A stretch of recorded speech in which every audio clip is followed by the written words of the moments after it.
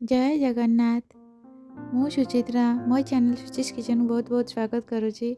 आज एक नुआ रेसिपी नहीं कि आसी बीन्स आपण मैंने बीन्स भजा खाई बीन्स विभिन्न वेराइटर रेसिपी खाई मु आज जो रेसिपी नहीं कि आसी आपण मैंने निहाती थरे ट्राए कर मो चैनल रे आपण मैंने जदि प्रथम थर देखुंत निहाती सब्सक्राइब लाइक और शेयर करूँ। रेसिपी जदि भल लगुच निहाती लाइक सब्सक्राइब करूँ। फेसबुक रे देखी फॉलो कर मु किछि बीन्स नहीं जाइए बीन्स को भल भाव धोईकी ताकू एमती छोट छोट पीस रे काटी देइछि। छोट छोट पीस करी काटिकी ये तरकारी कले भल लगे। गोटे पैन बसई देइछि। पैन रे 2 बड़ चामच तेल नहीं जाइए सोरिष तेल, हाफ चामच जीरा, हाफ चामच सोरिष। जीरा सोरिष भल भाव फुटी गला परे मु गोटे कंचा लंका काटिकी पकई देइछि। आउ चुनी चुनी करिकी पियाज गोटे मीडियम साइज रो पियाज ताकू पकई देइछि। ताकू भल भाव भाजी नवा। थरे आपण माने मो स्टाइल रे बीन्स तरकारी करिकी खाआंतु, देखिए केते टेस्टी लगुच। अल्प तेल मसला रे मु करिछि, आपण माने निहाती ट्राई करंतु। भल लगी आपण माने निहाती गोटे लाइक करंतु, सब्सक्राइब निहाती करंतु। आपण पियाज एबे टिके नरम हो गलानी। एबे काटिकी रखिथिबा बीन्स को पकेकी भल भाव भाजी दबा। बीन्स पकई सारिकी मीडियम रु हाई फ्लेम रे आपण माने भाजिबे। 2 मिनट भल भाव बीन्स को भाजी देला परे ता कंचा स्मेल गला परे तापरे आमे मसला सब पकेबा। आपण माने कोठू मो वीडियो सब देखुचंती, को डिस्ट्रिक्ट रो देखुचंती निहाती कमेंट बॉक्स रे आपण माने जणांतु। मु आपण मानकु आगो वीडियो रे थैंक यू जणाई परिबी। बीन्स एबे 2 मिनिट कुक हो गलानी। मु आगुरु अदा रसुण पेस्ट करी रखिथिली। गोटे चमच अदा रसुण पेस्ट पकेकी भल भाव गोळेई दबा।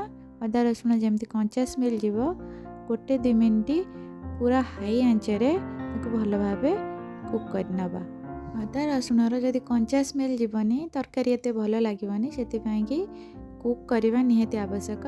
मु गोटे चमच हल्दी गुंड, गोटे चमच धनिया गुंड, हाफ चमच जीरा गुंड पकईदेली। लुण गोटे चमच पकईदेली। भल भाव को गोले नबा। यही सब मसला पकई सारा परे किछि समय ताको भाजी नबा भल भाव। तापरे मु गोटे चमच लंका गुंड दउछि। ए रेसिपी रे अल्प अल्प मसला यूज करछि। जदि आपण माने अधिक मसला खाइबा को चाहूथिबे धनिया गुंड जीरा गुंड अधिक मात्रा रे नै परिबे। मु गोटे टमाटर को छोट छोट खंड करिकी काटिकी नैतिली। ताकू भल भाव पकेकी गोळे नबा। किंतु ये अल्प मसला रे ये तरकारी बढ़िया लागिवो। आपण माने भात रुटी सबुथिरे खाई परिबे, सबुथिरे बढ़िया लागिवो। टमाटो टिके कुक हो गला परे जस्ट टिके सॉफ्ट हो गला परे मु एतेरे 2 चमच बेसन देइछि। बेसन देले तरकारीटा बहलिया हबो, पाटिकी भी बढ़िया लागिवो, स्वादिया लागिवो। सेतिपई आपण माने बेसन देकी थरे बीन्स तरकारी करंतु। आ मोरी स्टाइल रे करंतु, निहाती कहबे तरकारी बढ़िया लागुची। भात रुटी सबुथिरे भल लागिवो। आपण माने निहाती ट्राई करंतु, कमेंट रे जणांतु तरकारी भल होइछि बोली।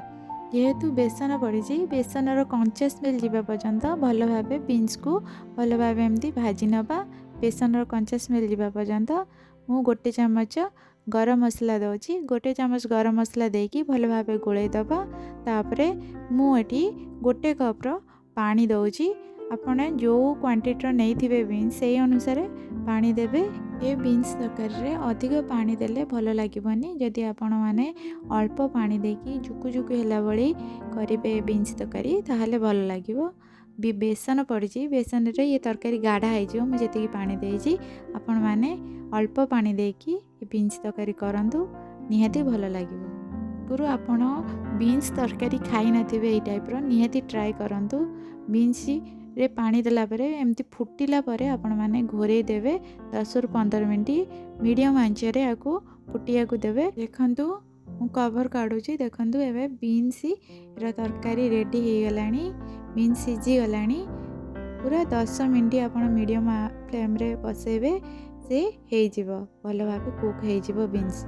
मु किछि कस्तूरी मेथी हाथ रे मळिकी बीन्स रे पके दउछि। कस्तूरी मेथी पर बीन्स तरकारी रे बढ़िया आसीबो। लास्ट को आपण माने कस्तूरी मेथी निहाती पकेबे। कस्तूरी मेथी जमा भी स्किप करिवेनी। केते बढ़िया फ्लेवर आसीबो कस्तूरी मेथी रे। कस्तूरी मेथी पके सला परे आपण किछि समय पाएंगी घोरे देबे। 10 मिनिट परे आकु सर्व करिवे। भात रुटी आपण माने जो थरे पसंद करिवे खाइया को सेइथरे ही खाइबे। ଦେଖନ୍ତୁ କେତେ ଟେମ୍ପଟିଂ ଦେଖାଯାଉଛି, କେତେ ବଢ଼ିଆ ଦେଖାଯାଉଛି। ଗାଢ଼ା ବି ହେଇଯାଇଛି ତରକାରୀ। ଆପଣମାନେ ନିହାତି ଟ୍ରାଏ କରନ୍ତୁ। ରେସିପି ଭଲ ହେଇଛି ବୋଲିକି କମେଣ୍ଟ କରନ୍ତୁ, ସେୟାର କରନ୍ତୁ, ସାଙ୍ଗସାଥି ସମସ୍ତଙ୍କ ପାଖକୁ ସେୟାର କରନ୍ତୁ। ସେୟାର କଲେ ଏ ରେସିପି ଭିଡ଼ିଓ ସମସ୍ତଙ୍କ ପାଖକୁ ଯାଇପାରିବ। Thank you for watching. ଦେଖା ହେବ ଆଉ ଗୋଟେ ଭିଡ଼ିଓରେ।